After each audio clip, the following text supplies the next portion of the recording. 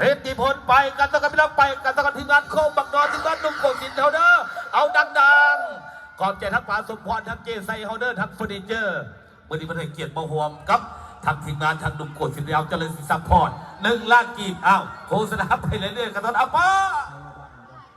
ดังๆพี่น้องดังๆของแท้ของจริงแถวหน้ากันนี้คนหนึ่งสมิจ้านุ่มโกสินเฮาเดอร์สาวแลดูสาวกองเชียร์มาพี่น้องกองเชียร์มาเลยสาวแลเอายักเข้ามาหน้าห้างพี่น้องบ่จะเห็นความรอความงามขนาดเช่นบ่สบายดีนะพี่น้องบ้านตาเดียวเขาทั้งสุขคนคุณแหละบ้านตะเบียงจัดคุณแหละ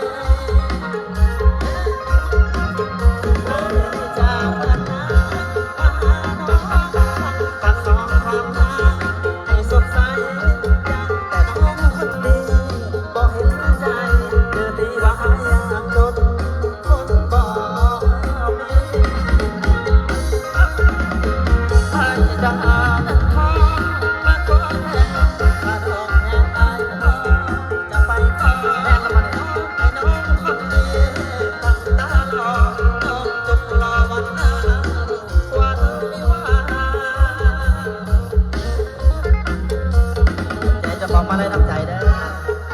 ขอบใจฮอต